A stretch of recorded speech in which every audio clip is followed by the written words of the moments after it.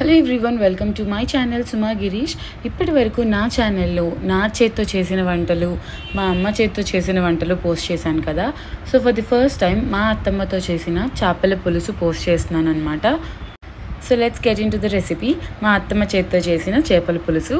First ఒక దబర తీసుకొని దాంట్లో ఆయిల్ వేసుకోవాలన్నమాట.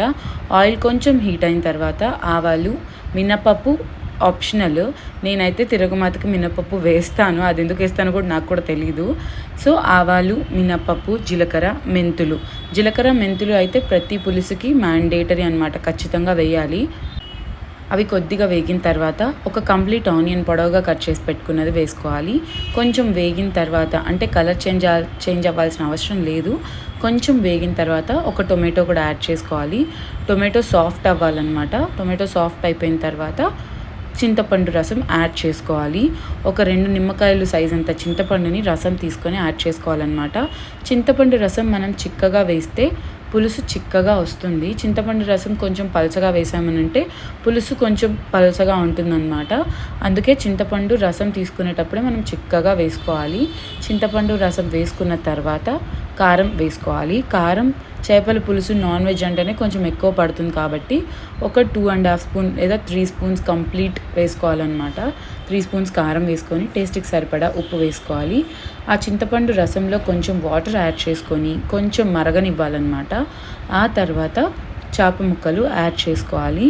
చాలామంది చేప ముక్కల్లో వంకాయలు, బెండకాయలు అని చెప్పేసి వేస్తూ ఉంటారు, కానీ ఎంతైనా చేపల పులుసు అంటే మామిడికాయ వేస్తేనే టేస్ట్ అనమాట.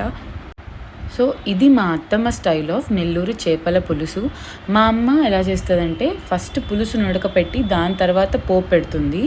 అత్తమ్మ ఏంటంటే ముందు పోపు పెట్టాక పులుసు ఉడకపెడుతుంది అనమాట. లాస్ట్లో మా అత్తమ్మ కొంచెం ఒక పొడేస్తుంది. అదేంటంటే చేపల పులుసు కొంచెం నీచు వాసన రాకుండా ఉండాలి అని అంటే మా అత్తమ్మ ఈ పొడి వేస్తుంది అనమాట. మా అమ్మ అయితే వేయదు ఈ పొడి. సో మా అత్తమ్మ వేసే పొడి ఏంటంటే ధనియాలు, జీలకర్ర, మెంతులు వీటిని గ్రైండ్ చేసి పెట్టుకుంటారు.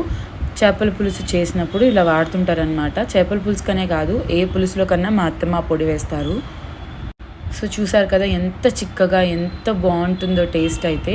ఇంటికో రుచి ఉంటుంది, చేతికో తీరు ఉంటుంది. ఈ చేపల పులుసు అందరూ ఒకేలా చేయాలని లేదు. దించబోయే ముందు కొత్తిమీర చల్లుకుంటే చేపల పులుసు రెడీ అయిపోతుంది. అమ్మ చేత్తో చేసిన చేపల పులుసు కూడా రిలేటెడ్ వీడియోలో లింక్ ఇచ్చేస్తాను, వెళ్ళి చెక్ చేసేయండి. చికెన్ ఎలాగో బర్డ్ ఫ్లూ వల్ల తినట్లేదు, మటన్ తిని బోర్ కొట్టేసింది.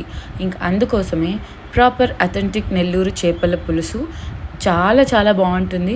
మీరు ట్రై చేసేయండి. Please do subscribe to my channel.